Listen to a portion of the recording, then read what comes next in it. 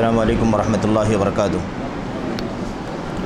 ان الحمد للہ نحمده ونستعینه ونستغفره ونؤمن به ونتوکل علیہ ونعوذ باللہ من شرور انفسنا وسیئات اعمالنا من يهده الله فلا مضل له ومن يضلل فلا هادي له واشهد ان لا اله الا الله وحده لا شريك له واشهد ان محمدا عبده ورسوله اما بعد فان خير الحديث كتاب الله وخير الهدي هدي محمد صلى الله عليه وسلم وشر الأمور محدثاتها وكل محدثة بدعة وكل بدعة ضلالة وكل ضلالة في النار۔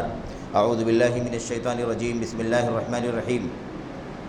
ولله على الناس حج البيت من استطاع إليه سبيلا، وقال عز من قائل الحج أشهر معلومات فمن فرض فيهن الحج فلا رفث ولا فسوق ولا جدال في الحج وما تفعلوا من خير يعلمه الله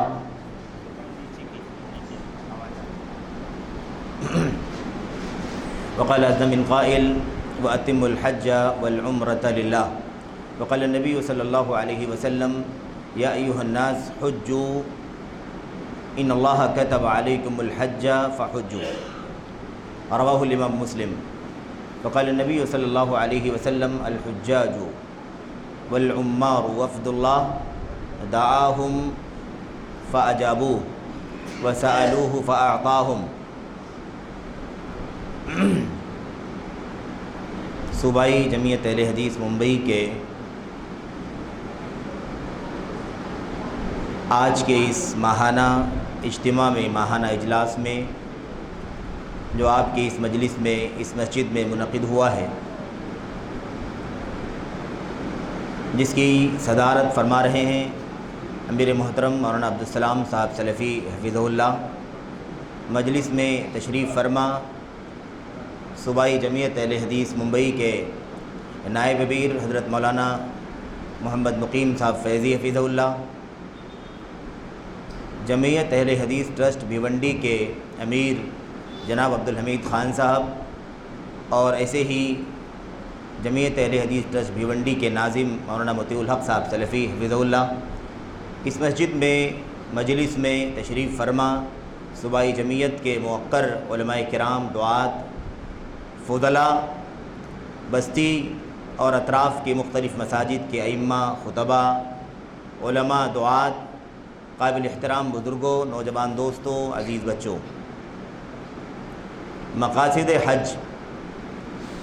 حج کے پیچھے کیا مقاصد ہیں اللہ تبارک و تعالیٰ کے، جس کے لیے اللہ عز و جل نے حج بیت اللہ کو خاص شرائط و ضوابط کے ساتھ فرض قرار دیا ہے۔ باتیں صحیح ہے کہ بہت ساری ہیں اس ضمن میں، لیکن میں اختصار کے ساتھ چند ایک باتوں کی طرف، چند ایک مقاصد کی طرف اشارہ کرنا چاہوں گا، اس دعا کے ساتھ کہ اللہ عز و جل ہمیں اور آپ کو حج بیت اللہ کے مقاصد سمجھنے کی توفیق عطا فرمائے، آمین رب العالمین۔ اور حج بیت اللہ کے اس عمل کے لیے، اس عبادت کے لیے جب ہم اور آپ جائیں، جسے اللہ تبارک و تعالیٰ توفیق عطا فرمائے، تو یہ مقاصد جو حج بیت اللہ کے، اللہ کی کلام قرآن کریم اور ایسے ہی اللہ کی نبی صلی اللہ علیہ وسلم کی احادیث سے، سلف صالحین سے ایک معنی کیا ہے؟ اس میں سے ایک معنی تطہیر کرنا، پاک صاف کرنا، گناہوں سے پاک صاف کرنا، غلاظتوں سے، آلائشوں سے بندے کو پاک کر دیا جائے، مال کو گندگیوں سے اور حرام ہونے سے پاک کر دیا جائے۔ تو اللہ تبارک و تعالیٰ کی عبادت کے مقاصد میں سے ایک عام مقصد ہے تقوی، تطہیر، تزکیہ، صفائی، یہ مقصد ہے۔ ایسے حج بیت اللہ کے بارے میں آپ دیکھیے، اللہ تبارک و تعالیٰ نے قرآن کریم میں فرمایا وَتَزَوَّدُوا فَإِنَّ خَيْرَ الزَّادِ التَّقْوَى وَاتَّقُونِ يَا أُولِي الْأَلْبَابِ، تقوی اختیار کرو اور سب سے اچھا توشہ اختیار کرو۔ توشہ یعنی سامان سفر لے کر کے جاؤ، سامان سفر لے کر کے جاؤ، اور سب سے اچھا سامان سفر کیا ہے؟ تقوی ہے۔ سب سے بہتر سامان سفر تقوی ہے۔ تقوی لے کر کے جاؤ، ہر جگہ زندگی میں اچھائیوں سے آباد رہو، ہر جگہ برائیوں سے، منکرات سے، گناہ کے کاموں سے اپنے آپ کو بچا سکو گی تقوی کے توشے کے ذریعے سے۔ تو اللہ تبارک و تعالیٰ نے بنیادی طور پر ہمیں کیا سکھا دیا کہ ساری عبادتوں کے اندر تقوی ایک مشترک مقصد ہے۔ حج بیت اللہ کے مقاصد میں ایک بنیادی مقصد حج بیت اللہ میں بھی کیا ہے؟ تقوی شعار بنانا، تقوی اختیار کر لے بندہ اللہ تبارک و تعالیٰ کی عبادت حج بیت اللہ کر کے اپنے آپ کو نیکیوں سے آباد کر لے، اپنے آپ کو گناہوں سے بچانے والا بن جائے، اللہ تبارک و تعالیٰ کا ایک بنیادی مقصد ہے۔ اب اگر تقوی کے سلسلے میں آپ دیکھیں کہ حج بیت اللہ میں کہاں کہاں تقوی ہے تو بہت ساری جگہیں آپ کو ملیں گی۔ مثال کے طور پر آپ دیکھیے اللہ تبارک و تعالیٰ فرماتا ہے فَلَا رَفَثَ وَلَا فُسُوقَ وَلَا جِدَالَ فِي الْحَجِّ، حج کے اندر آپ کو فسوق کرنے کی یعنی گناہ کے کام کرنے کی گنجائش نہیں ہے، آپ کو رفث کرنے کی گنجائش نہیں ہے یعنی فحاشی، بے حیائی، شہوت کے کام کرنے کی گنجائش نہیں ہے، ولا جدال، جھگڑے اور مار پیٹ کرنے کی گنجائش نہیں۔ اللہ تبارک و تعالیٰ نے اس چیز کو کیا کر دیا؟ فَمَنْ فَرَضَ فِيهِنَّ الْحَجَّ، جس نے اس حج کے موسم میں، حج کے مہینوں میں حج کا احرام باندھا اور حج بیت اللہ کا پلان کر لیا، اس کی ذمہ داری کیا ہے کہ اس کے حج کے اندر رفث نہیں ہونا چاہیے، فسق اور گناہ کا کام نہیں ہونا چاہیے، جدال اور جھگڑے نہیں ہونے چاہیے۔ اور اللہ کے نبی علیہ السلام نے کیا فرمایا؟ اللہ کے نبی نے فرمایا صلی اللہ علیہ وسلم نے من حج للہ، جس نے اللہ تبارک و تعالیٰ کے لیے حج کیا، فلم یفسق ولم یرفث رجع کیوم ولدتہ امہ، جس نے اللہ تبارک و تعالیٰ کے لیے حج کیا اور اس نے اپنے حج کے اندر گناہ کا کام نہیں کیا، معصیت کا کام، منکرات کے کام نہیں کیے اور شہوت کے کام اور ایسے ہی کہہ لیجئے فحاشی اور بے حیائی کے کام، نظر بازی کے کام، گانے بجانے، فلمیں اور عریاں نیم عریاں تصویریں۔ آج کل کے اس مادی دور میں، میڈیا کے دور میں ہر آدمی کے ہاتھ میں موبائل ہے، دنیا کی فحاشیاں سیکنڈ میں اس کے سامنے کھل جاتی ہیں اور آ جاتی ہیں۔ تو بہرحال اللہ تبارک و تعالیٰ نے کیا فرمایا؟ حج بیت اللہ کے اندر اللہ کے نبی نے فرمایا یہ چیزیں جس نے نہیں کیا، رجع کیوم یا کیوم ولدتہ امہ، وہ آدمی ایسے واپس لوٹے گا گناہوں سے پاک صاف ہو کر جیسے آج اس کی ماں نے اسے اپنے پیٹ سے جنم دیا ہے۔ جیسے بچہ پیٹ سے ماں کے اپنے پیدا ہوتا ہے تو گناہوں سے پاک صاف ہوتا ہے، ایسے ہی وہ گناہوں سے پاک صاف ہو جائے گا۔ تو بہرحال میرے بھائیو بہت ساری باتیں ہیں تقوی کے سلسلے میں کہ حج بیت اللہ کا ایک مقصد کیا ہے؟ تقوی متقی بنانا، پاک باز بنانا، نیکیوں کا خوگر بنا دینا، اور اس کے بعد وہاں اللہ تبارک و تعالیٰ کی عبادت کر کے، بندگی کر کے، اپنے سارے گناہوں کو دھو کر کے، صاف کر کے، زمزم پی پی کر کے دعا کرے، ملتزم سے چپک کر کے دعا کرے، حجر اسود کو چوم کر کے حجر اسود کو چوم سکے تو چومے، اور نہیں تو جو گنجائشیں ہیں، جو آسانیاں ہیں وہ اختیار کر لے۔ اللہ تبارک و تعالیٰ نے کیا فرمایا؟ اللہ کے نبی علیہ السلام نے گناہ جھڑتے ہیں، اس سے گناہوں کے معافی ہوتی ہے۔ تو حج بیت اللہ کے مقاصد میں سے ایک مقصد کیا ہے؟ تقوی شعار بنانا۔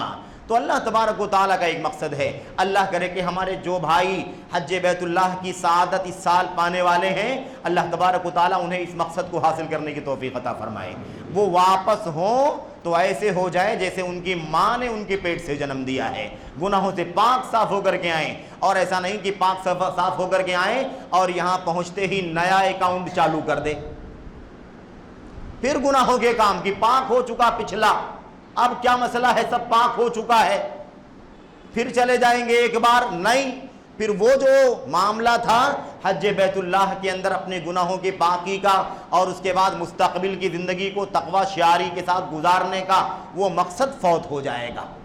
بہرحال میرے بھائیوں میرے بزرگوں، یہ ایک مقصد تھا تقوی کا مختصر طور پر۔ دوسری بات، حج بیت اللہ کے مقاصد میں سے ایک مقصد کیا ہے؟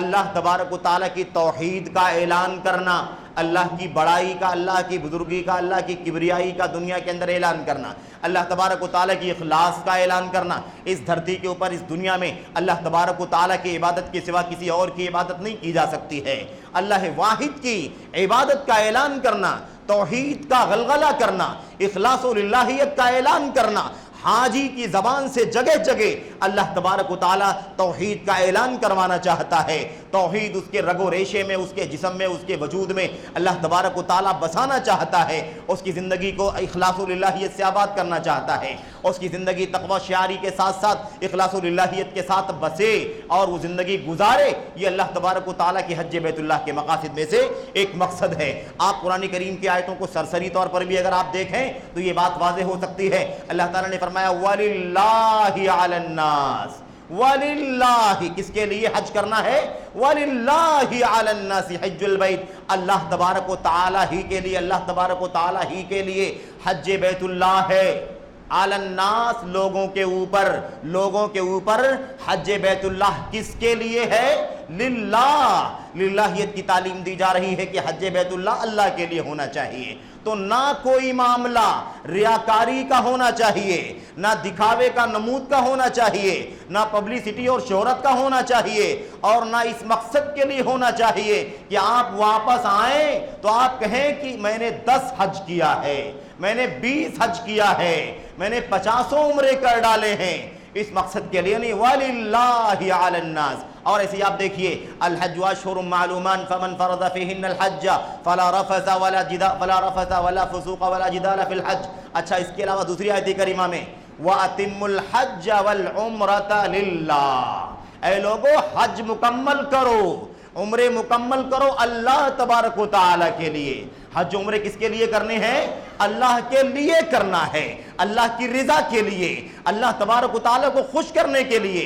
اس عبادت کا صلہ جو اللہ تبارک و تعالی نے دینے کا وعدہ فرمایا ہے، اس صلے کو اللہ تبارک و تعالی سے پانے کے لیے، اس دنیا میں اپنے آپ کو تقوی کی زندگی گزارنے کے لیے، اور آخرت میں اللہ تبارک و تعالی کی طرف سے نیک صلہ پانے کے لیے، اس نیت کے ساتھ عبادت ہونی چاہیے۔ اللہ کے نبی علیہ الصلوۃ والسلام نے بھی فرمایا من حج للہ فلم یرفث ولم یفسق، جس نے اللہ کے لیے حج کیا، جس نے اللہ کے لیے حج کیا، یبتغی، جو اور جگہوں پر اللہ تعالیٰ نے قرآن کریم کی آیتوں میں، اللہ کے نبی کی حدیثوں میں اللہ کے نبی نے کیا فرمایا؟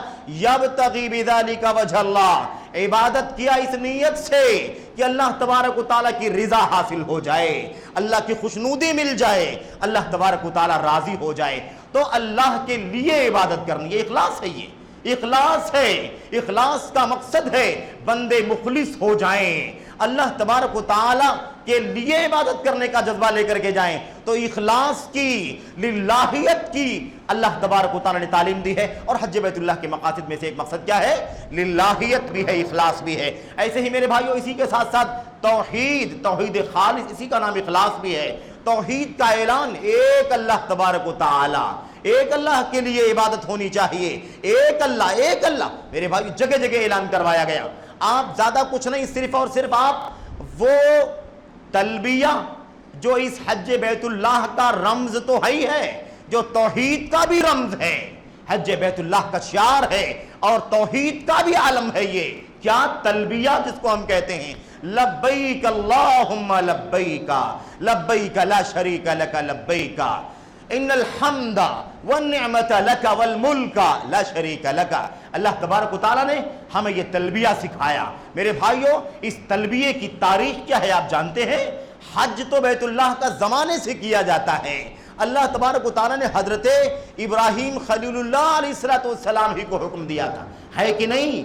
اللہ تبارک و تعالیٰ نے وہیں سے حکم دیا تھا۔ تو حج تو یعنی قصد اللہ تبارک و تعالیٰ کے گھر کا کیا جاتا رہا ہے، طریقہ الگ الگ رہا ہوگا، لیکن اللہ کے نبی محمد الرسول اللہ صلی اللہ علیہ وسلم کو اور ہم سب کو، اس امت کے لوگوں کو، جو حج بیت اللہ کا طریقہ اللہ کے نبی علیہ السلام نے بتایا، اس حج کے اندر جو تلبیہ ہمیں سکھایا گیا، اس کا پس منظر یہ تھا کہ مشرکین مکہ جب زمانے جاہلیت میں، اسلام سے قبل، جب حج بیت اللہ کا طواف کیا کرتے تھے، حج کیا کرتے تھے، تو وہ جو تلبیہ کہتے تھے، جو وہ پکار لگاتے تھے، اللہ کی حاضری، اللہ کی بارگاہ میں، اللہ کے گھر میں آنے کا اعلان کرتے تھے، حاضری کا اعلان کرتے تھے، وہ اعلان توحید کا نہیں ہوتا تھا، اس میں شرک کی ملاوٹ ہوا کرتی تھی، ہے کہ نہیں؟ لبیک اللہم لبیک لبیک لا شریک لک لبیک الا شریکا ہوا لک تملکہ وما ملک۔ حضرت امام مسلم رحمۃ اللہ علیہ نے کتاب الحج باب التلبیہ کے اندر روایت نقل فرمائی ہے۔ اللہ کے نبی علیہ السلام نے فرمایا مشرکین مکہ کیا کرتے تھے؟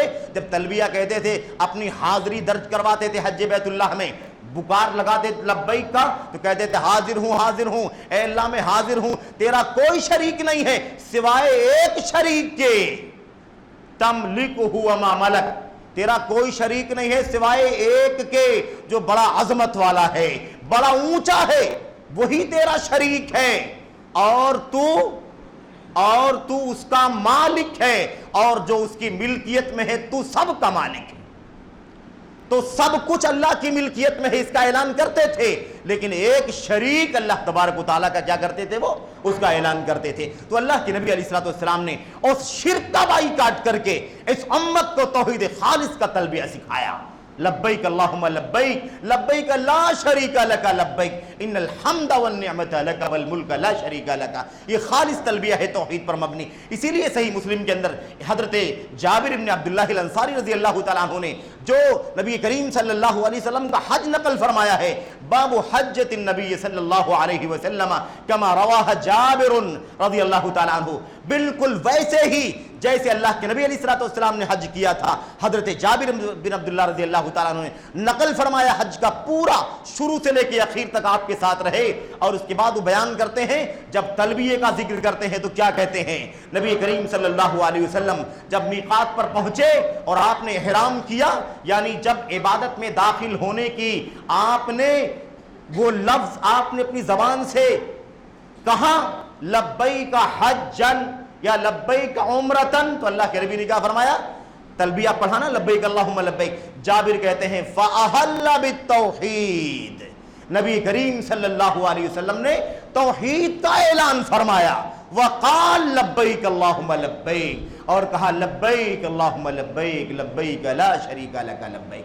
تو یہ توحید کا اعلان ہے، یہ توحید کا تلبیہ ہے، یہ توحید کے ساتھ اللہ تبارک و تعالیٰ کی بارگاہ میں حاضری کا اعلان کیا جا رہا ہے، اور ساری نعمتیں، ساری بادشاہت، سارا اختیار اللہ تبارک و تعالیٰ کے حوالے کیا جا رہا ہے۔ میرے بھائیو، میرے بزرگوں، حضرت عمر بن خطاب رضی اللہ تعالیٰ عنہ کے بارے میں آتا ہے کہ وہ تلبیہ کے یہ جو الفاظ ہیں، ان الفاظ کے ساتھ چند الفاظ اور مزید کہا کرتے تھے، جس کے اندر مزید توحید کا اعلان ہوتا ہے، جس کے اندر مزید توحید کا اعلان ہوتا ہے۔ تو اس طریقے سے نبی کریم صلی اللہ علیہ وسلم نے حج بیت اللہ کو یہ واضح فرما دیا کہ حج بیت اللہ کا ایک مقصد یہ ہے کہ اللہ کا بندہ اللہ کی توحید کا اعلان کرے، اللہ کی خالص توحید کا غلغلہ کرے دنیا کے اندر، اور یہی مقصد ہے اس دنیا میں آنے کا، اس دنیا کے بسانے کا، موت اور زندگی پیدا کرنے کا، اور زمین اور آسمان کے بیچ میں ساری مخلوقات کی تخلیق کا، یہی مقصد میرے بھائیوں، میرے بزرگوں۔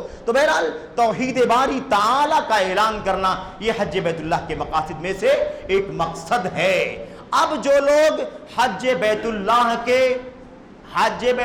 کے دوران کوئی ایسا کام کریں جس سے توحید کا چہرہ بگڑ جاتا ہو، یا حج کر کے واپس آتے ہوں اور اس کے بعد کوئی ایسا عمل کرتے ہوں جس کی وجہ سے توحید کے شیش محل پر ضرب پڑتی ہو یا توحید میں خلل واقع ہوتا ہو، تو اللہ تبارک و تعالیٰ کا، اللہ کے نبی علیہ الصلوۃ والسلام کا جو مقصد ہے حج بیت اللہ کا کہ توحید کا اعلان کیا جائے، یہ مقصد حج بیت اللہ کا فوت ہو جائے گا، بے مقصد رہ جائے گا۔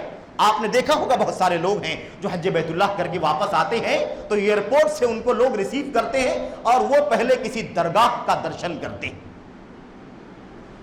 سمجھ رہے آپ یہ کیسا حج رہا؟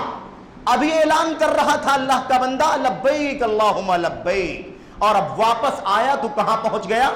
اللہ تبارک و تعالیٰ کے بندوں میں سے کسی بندے کے مزار پر گیا۔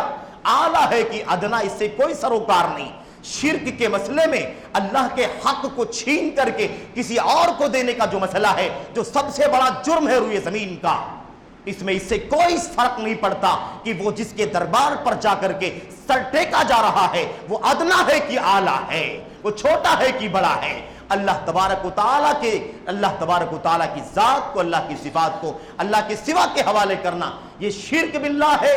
ادنا اعلیٰ کا کوئی فرق نہیں پڑتا میرے بھائیوں، میرے بزرگوں۔ بہرحال تو توحید باری تعالیٰ کا اعلان اس کا مقصد ہے۔ اب تلبیہ کی تشریح اگر آپ کریں تو آپ کو بہت زیادہ کھل کر کے یہ بات آپ کے سامنے آ جائے گی کہ تلبیہ بڑا عظیم ہے جملہ، یہ بڑا عظیم ہے بڑے عظیم ہے تلبیہ کے الفاظ، اس کا ایک ایک لفظ توحید سے آباد ہے، توحید سے بھرا ہوا ہے، توحید کا اعلان ہے میرے بھائیو، میرے بزرگوں۔ لیکن اس کا یہ وقت نہیں ہے۔ آئیے بہرحال تیسرا مقصد حج بیت اللہ کے مقاصد میں سے جو ایک مقصد ہے وہ کیا ہے؟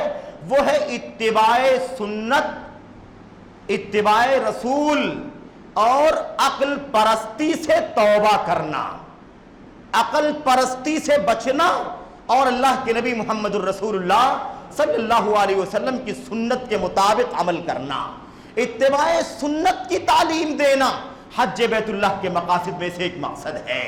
حج کا ایک مقصد یہ ہے کہ اللہ کے بندے سنت رسول صلی اللہ علیہ وسلم کے پیروکار بن جائیں، کیونکہ حج کے اندر قدم قدم، لمحہ لمحہ آپ کو ایسی نشانیاں ملتی ہیں کھل کر کے، جس سے پتہ چلتا ہے کہ بندے کو اس کی عقل میں سمجھ میں آئے کہ نہ آئے، اسے ویسے ہی کرنا ہے جیسے محمد الرسول اللہ صلی اللہ علیہ وسلم نے کر کے دکھایا ہے، ویسے ہی چلنا ہے جیسے محمد نے چل کے دکھایا ہے، ویسے ہی کہنا ہے جیسے ہمارے اور آپ کے نبی محمد الرسول اللہ صلی اللہ علیہ وسلم نے سکھایا ہے اور کر کے کہہ کے بتایا ہے۔ اتباع سنت کا جگہ جگہ میرے بھائیوں مقصد واضح ہے۔ اللہ کے نبی محمد الرسول اللہ صلی اللہ علیہ وسلم نے کیا فرمایا تھا؟ حج بیت اللہ سے پہلے، حج بیت اللہ کے موقع پر، اس سے پہلے ہی اللہ کے نبی نے کیا فرمایا تھا؟ ایھا الناس، لوگوں، لتأخذوا عنی مناسککم، یأخذوا عنی مناسککم، اے لوگوں مجھ سے اپنے حج کا طریقہ سیکھ لو، سنت کے مطابق حج کیسے کرنا ہے سیکھ لو، سمجھ لو، لے لو مجھ سے، دیکھ کر لے لو، سن کر لے لو، جو کہتا ہوں اسے کر کے دیکھ لو، بہرحال جو طریقہ ہے حج بیت اللہ کا وہ سب مجھ سے سیکھ لو، لے لو۔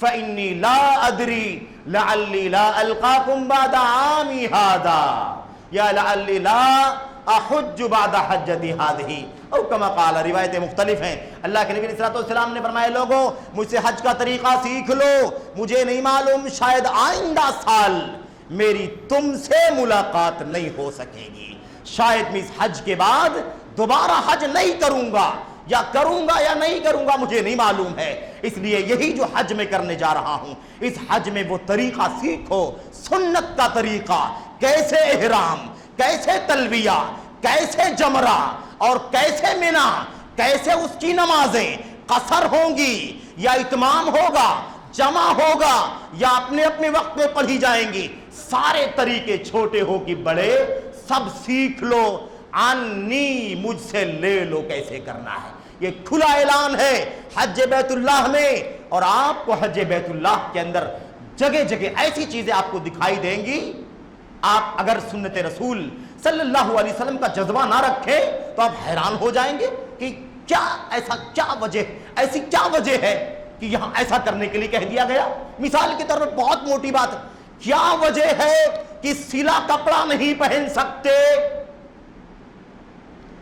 پینٹ شرٹ نہیں پہن سکتے، کرتے پیجامے جبے بنیان نہیں پہن سکتے، وہ اچھا سے اچھا سلا ہوا کپڑا جو اپنا مقام، اپنا معیار مینٹین کرنے کے لیے ہم سلاتے اور پہنتے ہیں، حج بیت اللہ کے لیے گئے ہیں آپ، عمرے کے لیے ہیں، نہیں پہن سکتے۔ حج کے لیے، عمرے کے لیے آپ جاتے ہیں، احرام کی حالت میں مختلف پابندیوں میں سے ایک پابندی کیا ہے؟ سلا ہوا کپڑا، مخیط نہیں پہنا جا سکتا، جس میں آستین اور کالر اور گلا اور سب بنا ہوا ہو، ایسے کپڑے نہیں پہن سکتے آپ۔ اب آپ سوچیں کیا وجہ ہے، اس کے پیچھے کیا حکمت ہے؟ اب اپنی عقل کا استعمال کریں، بھئی سمجھ میں بات نہیں آتی ہے اس میں کیا مقصد ہے، سلا کپڑا روک دیا گیا، نہیں پہن سکتے۔ اب یہاں ہمیں اپنے آپ کو کنٹرول میں رکھنا ہے، اس عقل کو نیچے اور حکم رسول کو اوپر۔ اللہ کے نبی علیہ السلام نے جب حج کیا تھا، عمرہ کیا تھا، تو آپ نے کیا کیا تھا؟ سلے کپڑے نکالے، جبے سب نکال دیے، اور آپ نے ازار و ردا، ایک تہبند پہنا اور ایک چادر اوڑھ لی، بس۔ اور یہی ہمارے لیے، آپ کے لیے سنت ہے، وزیر ہو کہ فقیر ہو، بادشاہ ہو کہ غریب ہو، ادنا ہو کہ اعلیٰ، دنیا کے کسی بھی ملک سے آیا ہو، اسے حق نہیں پہنچتا کہ وہ سلا کپڑا پہنے۔ کیوں؟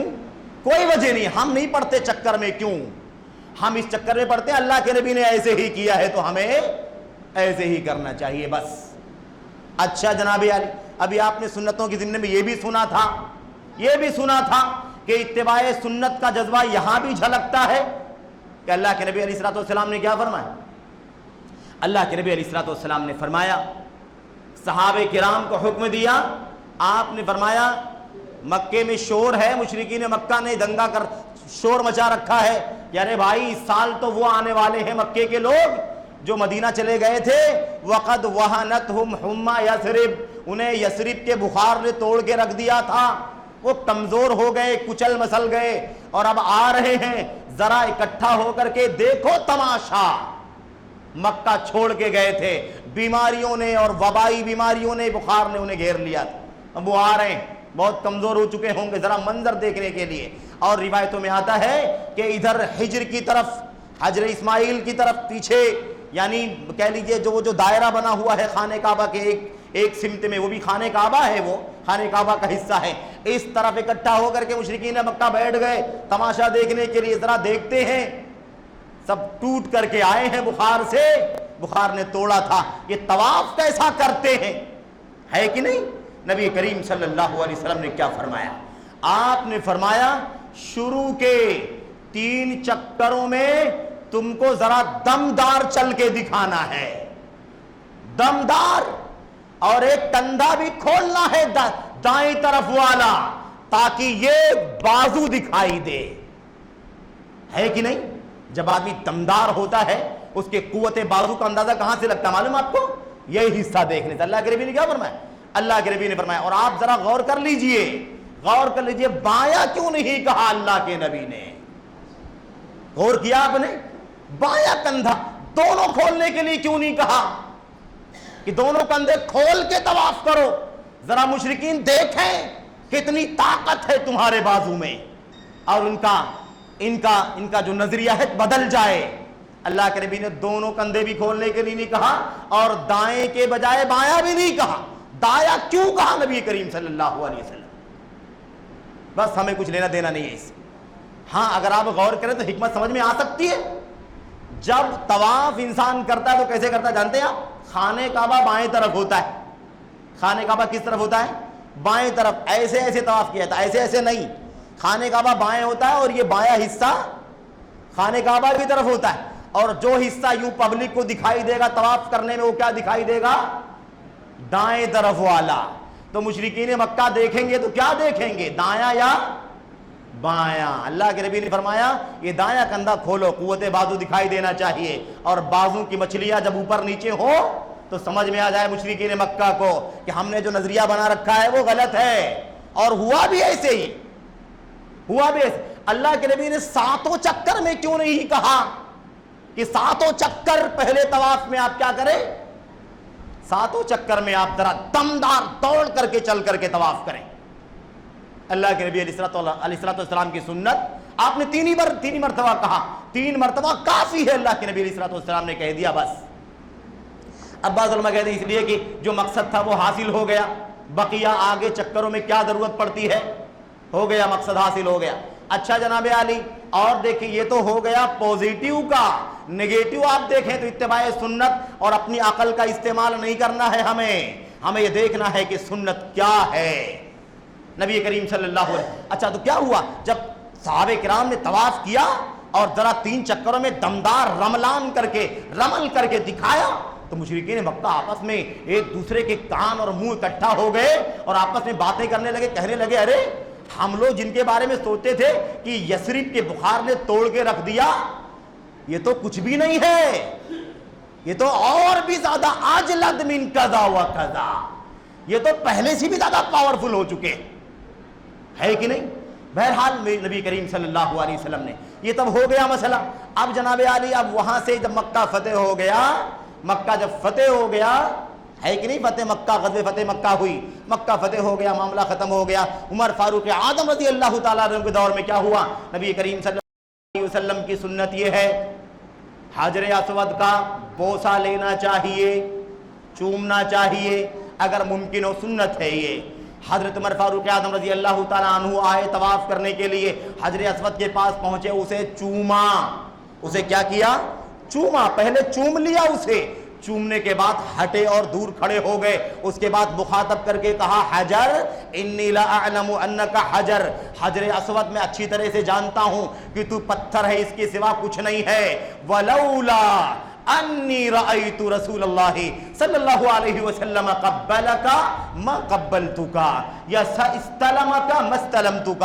اگر میں نے محمد الرسول اللہ صلی اللہ علیہ وسلم کو نہ دیکھا ہوتا کہ تجھے چوم رہے ہیں تو یاد رکھ میں تجھے نہیں چومتا. اگر میں نے چھوتے ہوئے نہ دیکھا ہوتا تو میں تجھے نہیں چھوتا. سمجھ رہے آپ؟ تو سنت ہے کہ چومنا ہے تو پہلے اس سنت کو زندہ کر دیا, چوم لیا, اس کے بعد بتایا مقصد کہ یاد رکھ تیری کوئی حیثیت نہیں ہے جس کی وجہ سے میں چومتا ہوں, پتھر ہے یہ, بس اس کے سوا کچھ بھی نہیں. لیکن چونکہ اللہ کے نبی کو چومتے دیکھا ہے اس لیے میں چومتا ہوں. اچھا, یہ جو رمل کا مسئلہ تھا ابھی آپ نے سنا نا, دوڑنے کا 3 چکروں میں عمر فاروق اعظم رضی اللہ تعالیٰ نے کیا کیا معلوم ہے؟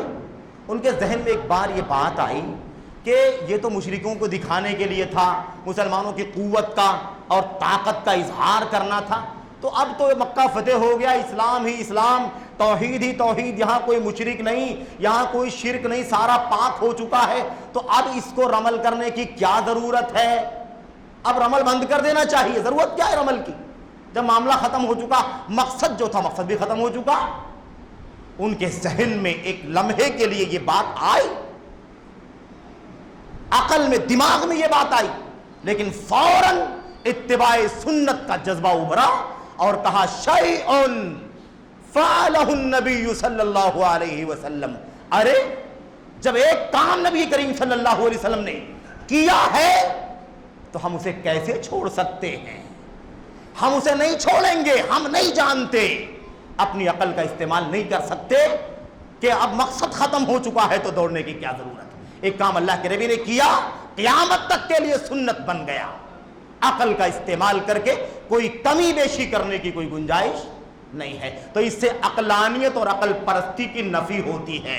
پتہ چلتا ہے کہ شریعت کے مسائل ایسے بہت سارے میرے بھائیو, بہت سارے مواقف ہیں حج بیت اللہ کے پورے سفر میں جہاں ہمیں اتباع سنت رسول صلی اللہ علیہ وسلم کا, اتباع سنت رسول کا پیغام ملتا ہے, درس ملتا ہے, اور یہ مقصد جھلک کر کے ہمارے سامنے آتا ہے. میرے بھائیو, میرے بزرگوں, بہرحال حج بیت اللہ کے مقاصد میں سے ایک مقصد یہ بھی ہے, اور وقت ختم ہو رہا ہے, ایک مقصد یہ بھی ہے کہ ہم آپ اتحاد اور اتفاق کا سبق اور درس لیں حج بیت اللہ سے.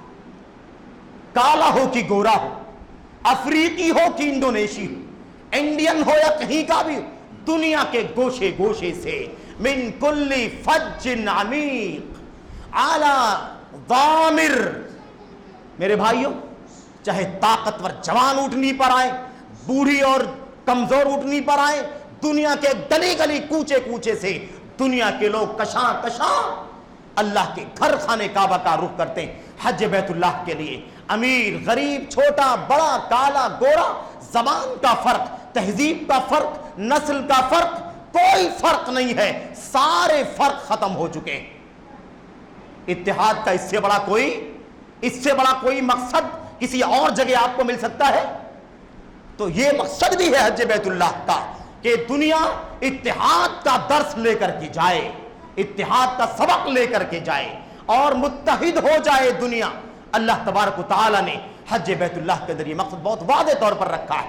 آپ وہاں دیکھیے, ایک لباس کے اندر ایک وقت میں ایک کام, طواف بھی, سعی بھی, رمی جمرات بھی, مینا کے اندر راتیں گزارنا بھی, مزدلفہ میں مبیت بھی, اور عرفہ کا وقوف بھی, سارے کام ہمیں کرنے.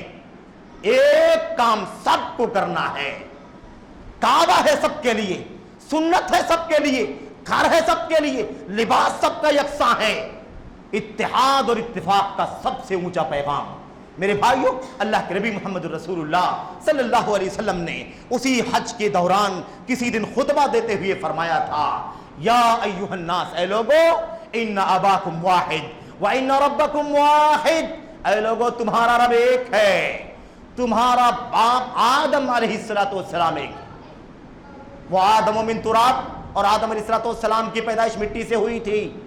الا لا فضل لعربی علی عجمی ولا لعجمی علی عربی الا بالتقوی.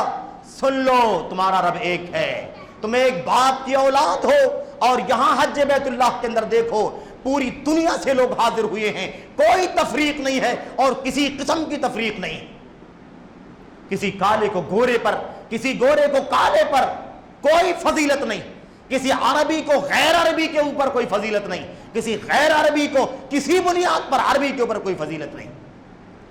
ایک پیمانہ ہے فضیلت کا، وہ ہے الا بالتقوی، سوائے تقوی کی بنیاد پر۔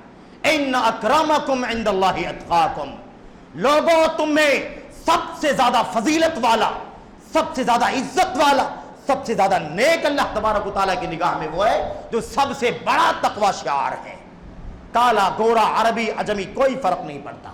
میرے بھائیوں میرے بزرگوں، بہت سارے مقاصد ہیں، اللہ سے دعا کرتے ہیں اللہ تبارک و تعالیٰ ان چند مقاصد کو حج بیت اللہ کے مقاصد میں سے سمجھنے کی توفیق عطا فرمائے، اور اللہ تبارک و تعالیٰ ہمیں ہمیشہ حج کے سفر کے دوران، اس سے پہلے اس کے بعد، ہمیشہ حاجی غیر حاجی سب کے لیے ہے یہ، اللہ تعالیٰ ان مقاصد کو جو خالص دین اسلام ہے، سراپا اسلام ہے، اللہ تعالیٰ اسے اپنے ذہن و دماغ مستحضر رکھنے اور اس کے مطابق اپنی زندگی گزارنے کی توفیق عطا فرمائے۔ آمین رب العالمین، صلی اللہ وسلم وبارک علی نبینا محمد وعلی آلہ وصحبہ اجمعین۔ السلام علیکم ورحمۃ اللہ وبرکاتہ۔